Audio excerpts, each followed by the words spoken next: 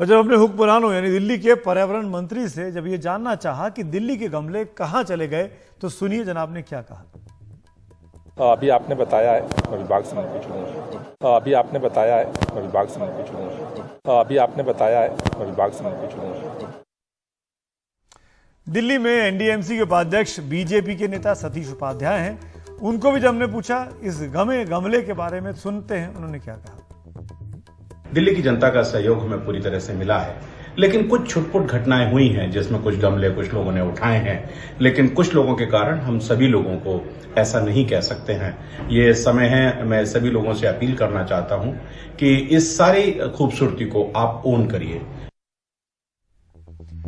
दो खास मेहमान मेरे साथ हैं, दिल्ली के जानकार हैं। जगदीश ममगई साहब यहाँ स्टूडियो में हमारे साथ मौजूद हैं, जो कि एमसीडी के अध्यक्ष रह चुके हैं, और साथ में एल एन राव साहब हैं जो कि डीसीपी रहे हैं दिल्ली पुलिस में। आपका भी स्वागत है।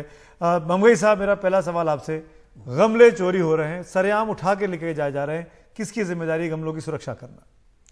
देखिए, गमले जो है, दिल्ली का जो ऐसा परिपेश है कि यहाँ पर एनडीएमसी भी है, डीडीए भी है, एमसीडी भी है, दिल्ली गवर्नमेंट भी है, तो जिसका जो क्षेत्र था, अपने क्षेत्र में गमले की व्यवस्था, प्रबंधन, गमले लगाने का कार्य और उस पर निगरानी का कार्य जो है उस एजेंसी को ही करना होता है। अब चूंकि प्रमुख कार्यक्रम जो वीआईपी एरिया हमारा लुटियंस जोन और उसके आसपास था, तो एनडीएमसी पर ज़्यादा फोकस था, और एनडीएमसी ने इस बार जो है, चूंकि हमें कॉमनवेल्थ के टाइम पे, मुझे याद है मैं एमसीडी का चेयरमैन था इंजीनियरिंग डिपार्टमेंट का, तो तब भी गमले गायब हो जाते थे 10 दिन में। कई बार हमें गमले, भारत के झंडे, ये दोबारा से व्यवस्था करनी पड़ती थी। तो अभी एनडीएमसी ने तो इस बार 2 executive engineer, 441 CCTV, 30-35 security guard लगाने की घोषणा की थी कि सारा हम सुरक्षित रखेंगे। लेकिन एनडीएमसी एरिया में भी, और एक बात मैं बता दूं सुमित जी, सबसे महत्वपूर्ण वो ये है कि गमले कोई झुग्गी वाला या कोई 1 कमरे 2 कमरे वाला या 2 व्हीलर वाला नहीं ले जाता। हाँ, गमला वो आदमी ले जा रहे हैं जिनके पास 40-40, 50-50 लाख की गाड़ी है, और ये मानसिकता का सवाल है कि वो, इसीलिए मैंने कहा ममगई साहब कि ये टैक्स पेयर्स होने का मतलब ये नहीं है कि जो सरकारी चीज पे जमीन लगी गई सामान है वो उठा के अपने घर में ले आए कि हमने तो टैक्स दिया हुआ है। राव साहब, दिल्ली में हो क्या रहा है? 20 करोड़ के जवाहरात चोरी हो जाते हैं 24 घंटे पहले, 20 रुपए का गमला भी सुरक्षित नहीं है। दिल्ली में क्या कर रही है दिल्ली पुलिस? क्यों ये स्थिति ऐसी हो रही है, और क्या ये पुलिस की जिम्मेदारी है गमले संभालना कि नहीं है?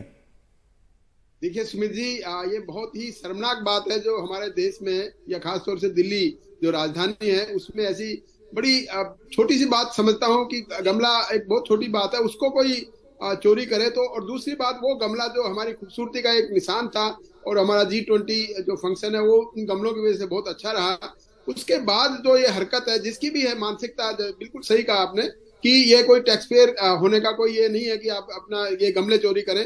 डेफिनेटली कोई छोटा आदमी नहीं लेके जाता, ये बड़े आदमी ले गए होंगे, या दूसरा ऑप्शन ये है कि जो गमला बेचने वाले लोग हैं वो शायद इनको ना उठा ले गए हो। जहां तक बात दिल्ली की पुलिस की बात है, जो सुरक्षा की बात है, राव साहब मैं लौटता हूं 1 मिनट, एक रिएक्शन ममगई साहब मैं आपका लेना चाहूंगा।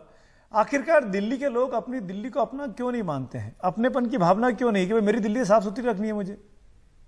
ये सही कहा आपने कि दिल्ली जो है कहीं तो दिल वालों की जाती है, पर दिल्ली में बेदर्द लोग ज्यादा हैं। ये गमले की बात नहीं है, आप सड़क पे एक्सीडेंट भी देख लें तो एक्सीडेंट में भी आगे बढ़ के मदद करने के लिए, जान बचाने के लिए कोई तैयार नहीं है। ये दिल्ली में एक स्कीम बनाई गई दिल्ली गवर्नमेंट की ओर से कि आप एक्सीडेंट वाले को ले जाओगे तो 2000 रुपये मिलेंगे, तो वो 2000 के लालच में जरूर कुछ लोग ले जाते हैं। पर अगर मानसिकता, यहाँ तो ये बात तो छोड़िए, अड़ोस और पड़ोस में झगड़ा हो रहा होता है, मारपीट हो रहा होता है, तो आप उसको बचाने या आप उसको डिफेंस करने नहीं जाएंगे, कम से कम सुलटाने भी नहीं जाएंगे। और कई केसों में तो ऐसा भी हुआ है कि जो सुलटाने गए हैं बेचारा वो खुद भी हताहत हुआ है। राव साहब, एक कमेंट में आपका जानना चाहूंगा, क्या सलाह देना चाहेंगे? आप तो पुलिस के अधिकारी हैं, पुलिस कहती है गमले सुरक्षित रखना हमारी जिम्मेदारी नहीं है, हमारे पास बड़े बड़े काम है, बड़े काम भी पुलिस नहीं कर पा रही, वो भी हमने देख लिया चोरी हो जा रही है। क्या कहना चाहेंगे पुलिस वालों से? देखिए, जो चोरी हुई है उसके बारे में पहले बता दूं, वो बहुत बड़ी चोरी थी, 20-25 करोड़ की वो चोरी हुई है, उसमें पुलिस लगी हुई है, और वो कोई सीसीटीवी फुटेज में या कोई एविडेंस आ रही है, वो शायद जल्दी ही वर्कआउट हो जाएगा। ये बात भी सही है कि दिल्ली पुलिस की जिम्मेवारी बड़े बड़े काम करने की है, उग्रवादियों की पकड़ने की है, बदमाशों को पकड़ने की है, स्टेट गैंगस्टर को पकड़ने की है, वो उसमें लगे हुए हैं। लेकिन ये गमले की सुरक्षा करने का भी बीट लेवल पे काम है। मैं एडवाइस करता हूं दिल्ली पुलिस के बीट ऑफिसर्स को और SHOs को वो अपने अपने बीट में इस बात का ध्यान रखें। और एक बात मैं बता दूं, मैं हमने अपने वर्किंग की बात कर रहा हूं, अगर दिल्ली पुलिस की एक एक आदमी चुस्त और दुरुस्त होकर काम करेगा तो वास्तव में जो आपने अभी कहा था कि चिड़िया पर नहीं मार सकती और कहाँ क्या हो रहा है उसकी खबर पुलिस को तुरंत होनी चाहिए।